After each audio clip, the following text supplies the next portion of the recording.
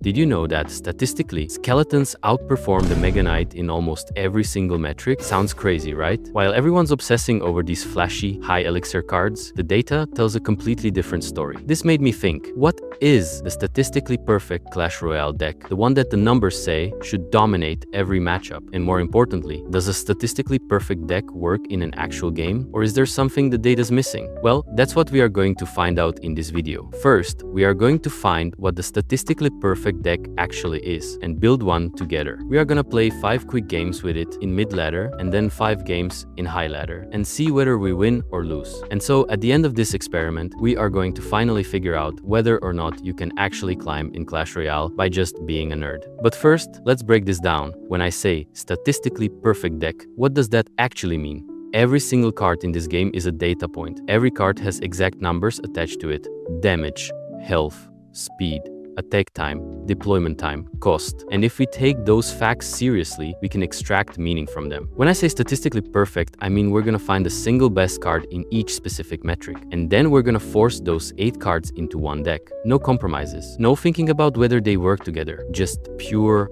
math. We're going to build a deck that should theoretically dominate based on numbers alone. Then we're going to test if those numbers actually matter when you're playing real games against real people. This will help us answer the core question I asked at the start: whether you can actually climb in Clash Royale by just picking the most efficient card in each category. Or does being good at the game require understanding things that don't show up in the data? And just to be clear, this is based on pure numbers only. While factors like skill do impact regular games, this does not impact the statistics. We're not counting skill, we're not counting positioning, we're not counting decision-making or timing or matchup knowledge. This is purely a numbers game. A card might be statistically perfect on paper, but that doesn't mean it's perfect in the hands of someone who doesn't know how to use it. We're testing if the math matters, not if you can win with a card you've never played before. Keep that in mind as we go through this. And let's break down each statistical category. There are 8 main metrics we can track for every card: best damage per elixir spent, best tank per elixir with ability factored in, best DPS for elixir spent, best defensive coverage, best building per elixir spent, best spell efficiency, best win condition efficiency, and best cost to stats ratio. So to simplify this, we are going to find the card with the best stats for every role in the deck, because theoretically this should make the best deck,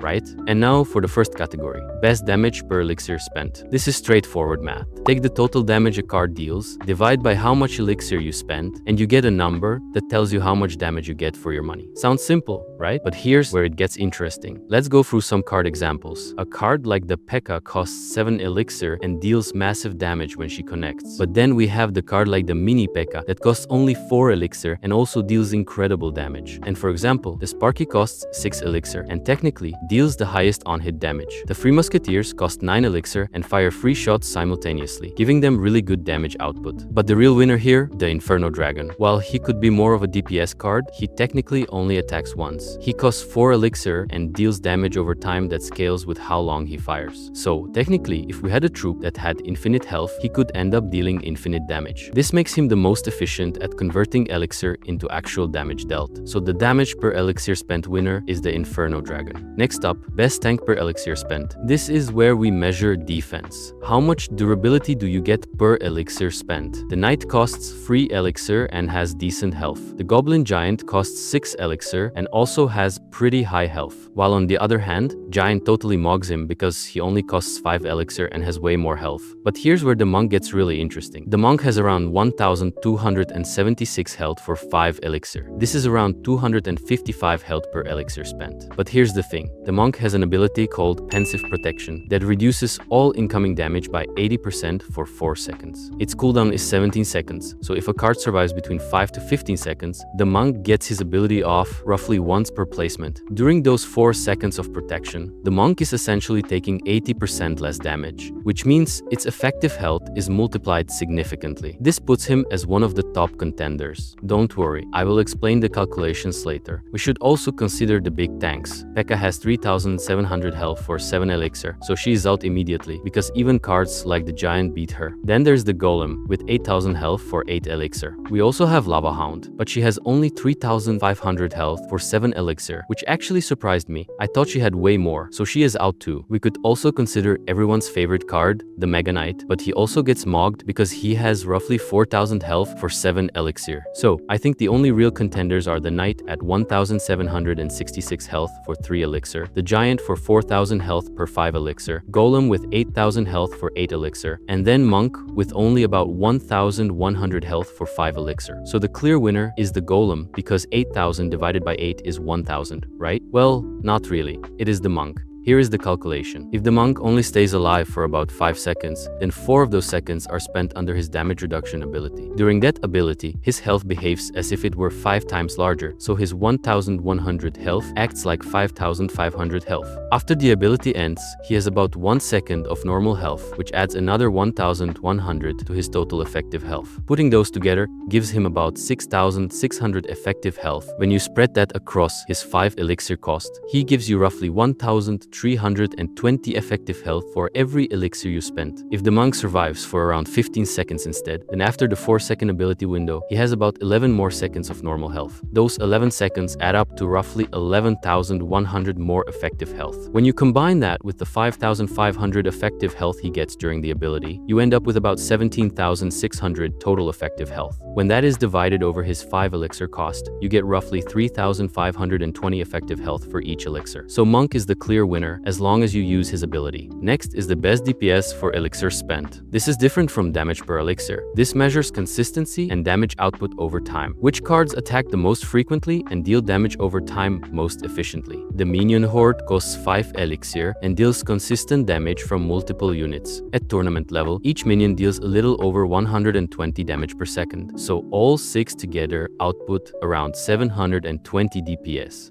which come out to 144 DPS per elixir. The skeleton army costs 3 elixir and provides constant pressure. All 15 skeletons attack rapidly, and each one deals around 67 damage per second. Altogether, that's about 1005 total DPS. When divided over 3 elixir, the skeleton army pushes out roughly 335 DPS per elixir, making it extremely efficient. The skeletons actually cost 1 elixir and provide 3 units dealing constant chip damage. Technically, they might be the actual winner here, but they already won a more important category down the line, so we're not counting them twice. The Berserker costs 2 elixir and hits very fast. At typical tournament level, she does around 170 damage per hit with a 0.6 attack speed, which comes out to about 210 DPS. Because it costs 2 elixir, that works out to about 85 DPS per elixir. Another contender is the Dart Goblin. It costs 3 elixir, attacks constantly at range, and outputs steady damage per second for its cost. Its rapid attack speed puts it at a bit over 230 DPS, which comes out to little over 76 DPS per elixir. So at the end of the day, the best DPS card is the Skeleton Army. Next up is the best defensive coverage. Which card can counter the most other cards in the game? The Wizard costs 5 elixir and technically counters almost every single card in the game, but he's pretty weak at the moment and very vulnerable. The Valkyrie costs 4 elixir and can't target air units, limiting her defensive coverage. If she could, she would be the strongest. But the Baby Dragon costs 4 elixir and can target both ground and air units with splash damage. It handles swarm units like Skeleton Army, Minion Horde, and Goblin Gang. It can defend against flying threats. It has pretty high health. It provides constant damage and area control. The Baby Dragon is incredibly versatile defensively because there are very few cards that it can answer in some way. It might not be the absolute best counter to any single card, but it's a valid answer to almost every card in the game. Best defensive coverage, Baby Dragon. Next, we need to look at the best building per elixir spent. This uses a simple value formula to measure how much raw durability and single hit damage a building gives you for the elixir you spend. The formula we'll be using is health plus damage per hit divided by elixir cost equals value, with value being the best metric. The cannon costs 3 elixir with about 824 health and 212 damage on hit. Add its health and its hit damage together to get 1036 total. Now divide that total by 3 elixir, giving it a value of roughly 345. It's cheap, efficient, and reliable, but its low health keeps it below the top spot.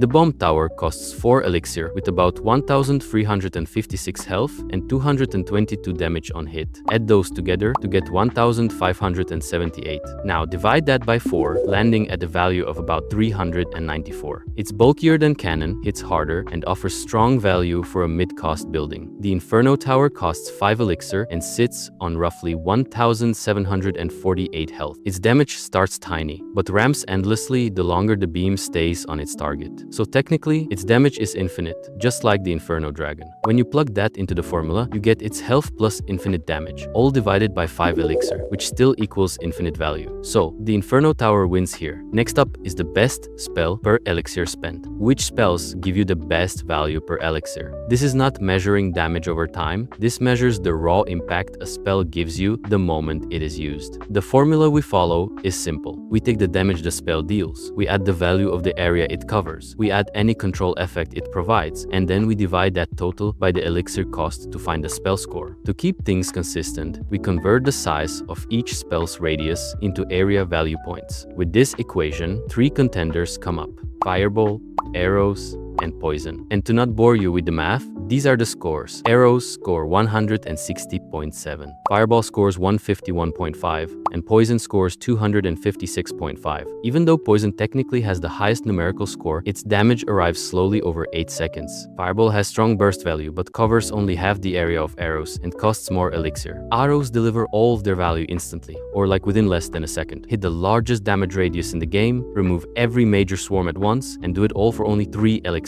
The best value spell by this system is Arrows. Next up is the best win condition. A win condition is a card whose job is literally to damage the tower, and so which ones do it most efficiently? We compare the 3 strongest win conditions in the game: the Hog Rider, the Balloon, and the Royal Giant. We measure 4 metrics: damage, health, movement speed, and deployment time. To keep them equal, we scale each category so the best value becomes 1000 points. We already know the Balloon wins raw damage and the Royal Giant wins raw health, but we only run the full calculation for the overall winner, the Hog Rider. I'll only tell you the results for the other ones, but feel free to make your own calculations. This way I don't bore you guys to death. The Hog Rider has 1848 health, 318 damage, a movement speed of 2.6 tiles per second, and a 1-second deploy. His scaled scores become 584.3 from health, 496.9 from damage, 1000 from speed, and 1000 from deploy. The total becomes 3081.2. Dividing by 4 elixir gives 770.3. The Balloon finishes with 583.1, and the Royal Giant finishes with 490.2. With equal weight metrics, the Hog Rider is the strongest win condition per elixir spent. Next up is the best cost to stats ratio. Which cards give you the most raw stats for the least elixir? To make this one simple, our team of scientists, aka me and my friend Bill, decided to only look at the 1 elixir cards, making it the spirits and the skeletons, with the skeletons emerging as the overall winners. Here's why. Skeletons cost 1 elixir and give you 3 units. 1 elixir for 3 attacking units. That's ridiculous value. Even if each skeleton is weak individually, together they're strong, and they're so cheap that they cycle your deck fast. When you look at pure stats per elixir, skeletons provide the best raw value. So the best cost to stat ratio winner are the skeletons. So we've got our 8 categories sorted. Time to build the deck, right? Just pick the winner from each category and we're done. Simple math,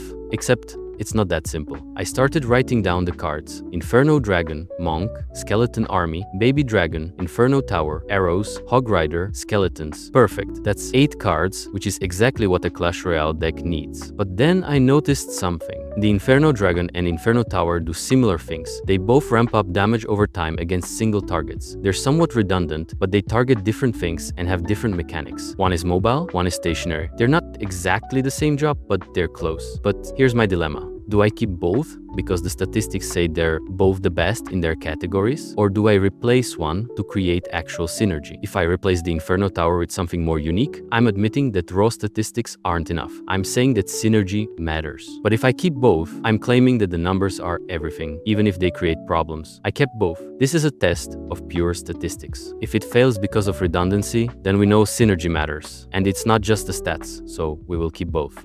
Then I looked at my average elixir cost. 29 elixir divided by 8 cards is 3.6. That's a moderately expensive deck, which means my deck is going to rotate through cards at a decent but not blazing pace. That sounds okay, right? Except here's the problem. Most of my good stats come from expensive cards. Inferno Dragon costs 4, Monk costs 5, Inferno Tower costs 5, Hog Rider costs 4, Baby Dragon costs 4. So I have mostly expensive cards mixed with cheap ones, which means my deck cycling is inconsistent, sometimes fast, sometimes slow. And the main issue is that my win condition is actually the Hog Rider. If my opponent defends the Hog Rider repeatedly, I cycle through my deck looking for answers with my expensive defensive tools. And by the time my Hog Rider comes back around, my opponent has built up massive elixir and is ready to counterattack. I could replace some expensive cards with cheaper ones to speed up the cycling, but then I'm not picking the statistically best cards anymore. I'm compromising with strategy. Do I compromise or do I trust the numbers? I didn't compromise. If the statistics say these are the best, then I'm going to deal with the consequences of expensive cycling. Then I realized I had a problem with my defensive tools. I have an Inferno Tower, an Inferno Dragon, and a Baby Dragon, and technically both skeleton cards, but those are more of a distraction. My defensive coverage is overkill and my offensive tools are limited. I only have Hog Rider for offense. The statistically perfect cards are all top-tier defensive or tanky options. There's only one pure win condition because, according to the statistics, defense wins games. But in reality, you also need to actually damage the tower. But I had to ask myself, is a deck truly statistically perfect if it's so defense-heavy that it can't apply pressure? Or is the definition of statistically perfect only valid if you ignore real-world game pacing? I decided to ignore the weakness and keep going. If statistics matter, this shouldn't be a problem. Whether this actually works out, we will find out once we run the tests. So here's what we built. Card 1, Inferno Dragon, best damage for elixir spent. Card 2, Monk, best tank for elixir spent. Card 3, Skeleton Army, best DPS for elixir spent. Card 4, Baby Dragon, best defensive coverage because it can counter almost every single card in the game. Card 5, Inferno Tower, best building per elixir spent if you combine health and damage. Card 6, Arrows, best spell efficiency. Card 7, Hog Rider, best win condition efficiency. Card 8, Skeletons, best cost to stats ratio. It does not look like any traditional meta deck. Anyway, but here's what's broken about this deck when you look at it. You have Inferno Dragon and Inferno Tower both doing similar ramp-up damage patterns, which is somewhat redundant even though one is mobile and one is building. You have 4 defensive spells and tools competing for space. Baby Dragon, Inferno Tower, Arrows, and Skarmy. You have only the Hog Rider as a real win condition, and if it gets shut down, you have almost nothing else to fall back on. You have Monk as your only pure defensive tank, which means if your opponent has multiple win conditions, you're in trouble. You have Skeletons as your only cheap pressure card, which means you're limited in how you generate offensive tempo and chip damage. From a pure synergy standpoint, this deck makes almost no sense. But from a pure stat standpoint, every single card in it is the best at something. If the numbers are right, it should work, right? Well, on paper, this should be a disaster. In reality, something strange might happen. Because every card is so individually efficient, maybe the sheer value output is enough to overwhelm opponents who are used to playing synergized decks. Maybe defensive stability is better than having balanced offense and defense. Maybe the meta is wrong about what matters. That's the real question we're about to test. When you take a statistically perfect deck into mid-ladder, where opponents might not know how to punish bad synergy, does raw efficiency win? And when you take it into high ladder, where players understand deck matchups and can exploit weaknesses, does it completely fall apart? The data said Inferno Dragon should work. The data said Monk should work. The data said Skarmy should work. The data said all 8 of these cards are the most efficient in their categories. If the data is right, this deck should dominate. If the data is wrong, we're about to find out exactly what it's missing. Now, here's where it gets interesting. We have 8 cards, but only 2 evolution slots. Which 2 cards should we evolve based purely on statistics? Looking at our deck, the Inferno Dragon has an evolution available that increases its damage output and improves its targeting consistency. Statistically, the evolved Inferno Dragon outputs more damage per second than the base card, making it objectively better. Evolution slot 1, Inferno Dragon. For the second slot, we need to look at which remaining cards have evolutions available and which provide the best statistical improvements. Looking at the cards in our deck, Monk, Skarmy, Inferno Dragon, Baby Dragon, Arrows, Skeletons, Inferno, and Hog Rider. Theoretically, here we should pick the skeleton army because the skeletons become immortal. But also, the skeleton evolution makes them spawn infinitely, making their cost to elixir spend infinite, which means they improve the most with their evolution. So, for our second evolution, we have to pick the skeletons. And with the recent update, we would also consider heroes. But unfortunately, the only one who can be put in the hero or champion slot is the monk, so we can just skip over that.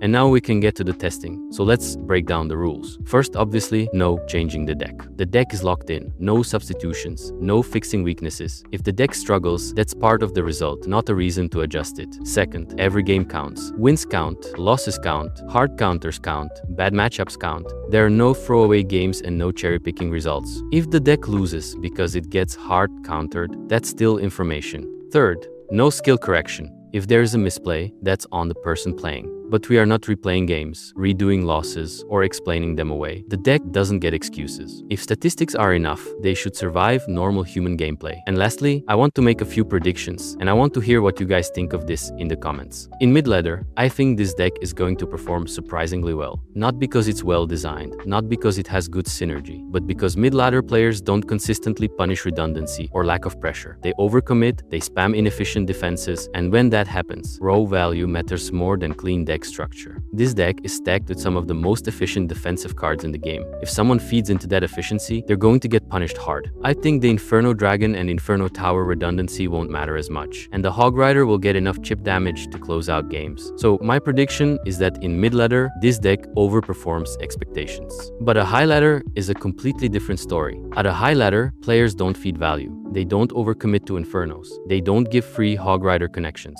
They understand cycling, pressure, and matchup control, and that's where I think this deck collapses. With only one real win condition, limited offensive pressure, and heavy redundancy in defensive roles, I think high-level players will starve the deck of value. They'll defend the hog cleanly, build elixir advantages, and force situations where perfect defense is impossible. Now, I could be completely wrong. Maybe pure efficiency really does beat synergy. Maybe defense really does win games at every level. Or maybe this deck proves that numbers alone aren't enough once players know how to play around them. There's only one way to find out. Let's run the experiment, and let's start with mid-ladder.